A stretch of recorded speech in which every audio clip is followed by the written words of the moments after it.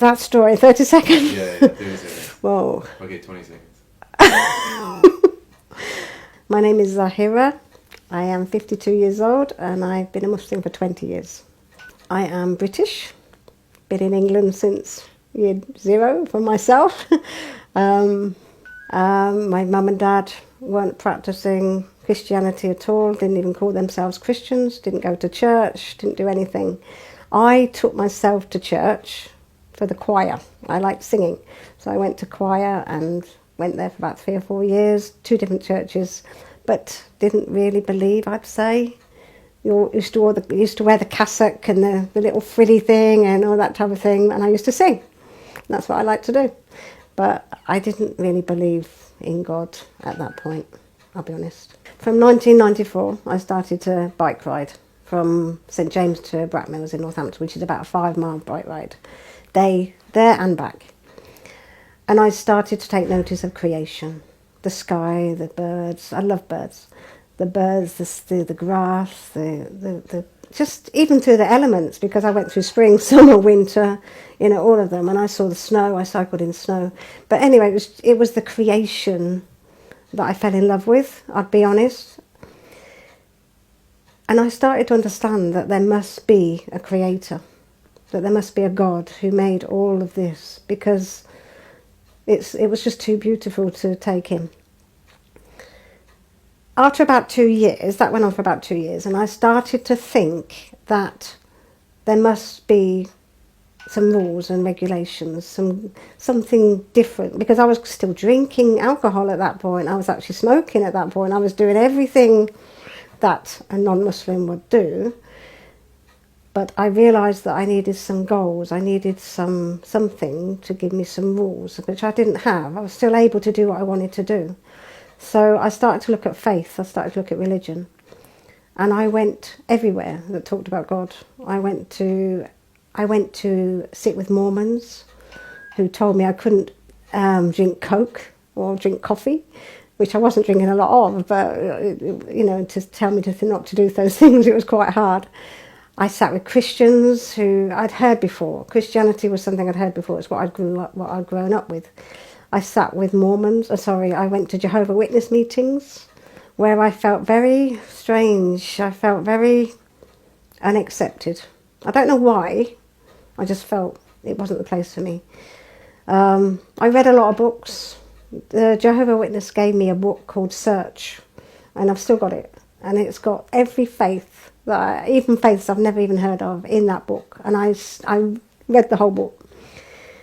When I came to Islam, I stopped, and the penny dropped. It was just like it opened a clear window for me. It was nothing confusing to me about Islam. It was one God, and everything else, everybody else was his creation, and that's what I'd been looking for all my life. Something that was going to give me purpose. That was it, really. I started to talk to Muslims. I spoke to a couple in London who I actually took my Shahada with. They gave me more books, more tapes. I started to listen, I started to read. And I listened to a tape by Sheikh Khalid Yassin called The Purpose of Life. I was in tears when I listened to it. I was actually travelling at the time. I used to do a lot of travelling, go on coaches and put my headphones on and things like that. I came home that day and I rang the people up that gave me this tape, and I wanted to take my Shahada there and then. I took my Shahada, I cried like a baby. It was as if I'd gone home for the first time in my life. It was unbelievable, the feeling I had. I can't explain that feeling, but it was just a feeling that I knew that I was with God for the first time in my life, and I was 32. Islam has given me peace in my heart, because my life has not been easy, I'll be honest. I've had a lot of ups and downs in my life. And Islam is my ultimate peace.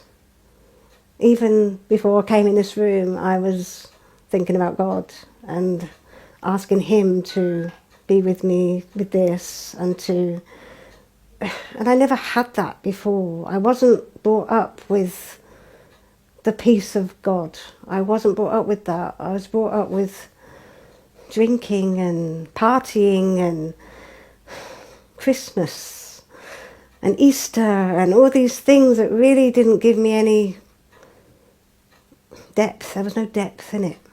But now I know God, and I know that God hopefully loves me, and still have a feeling, it's just me, so it's just me because of my life, that I feel as though God,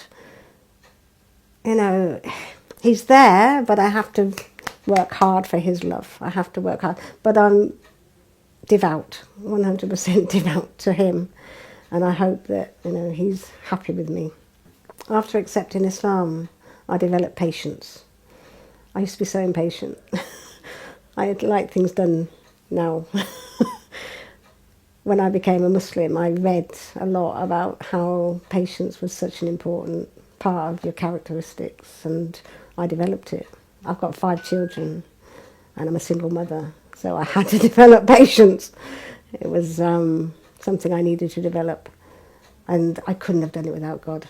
I could not have done it without God, because every day I've said and still say, please help me to become a good mother, help me to be a good mother, help me to be a good Muslim, help me to be a good person, help me to be a good friend, help me to be a good sister, help me to be a good chair of the group, help me to be everything that I need to be, help me to be the best I can be in this life. And he helps me. Not saying I'm the best, because I never will be. I never put myself on top of any pedestal, but I strive. And I know he helps me to strive.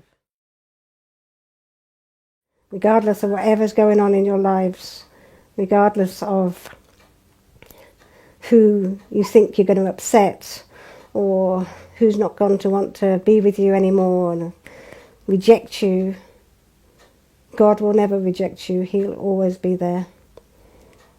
And that's what gives you the peace. So if you're thinking about it, please research some more. Take small steps towards God. Open your heart and ask him to guide you. And go. Go. You'll never look back. Not in 20 years, I've never, ever thought I'd made the wrong mistake, the wrong decision. And that is the only thing in life that is worth being alive for. Peace be with you.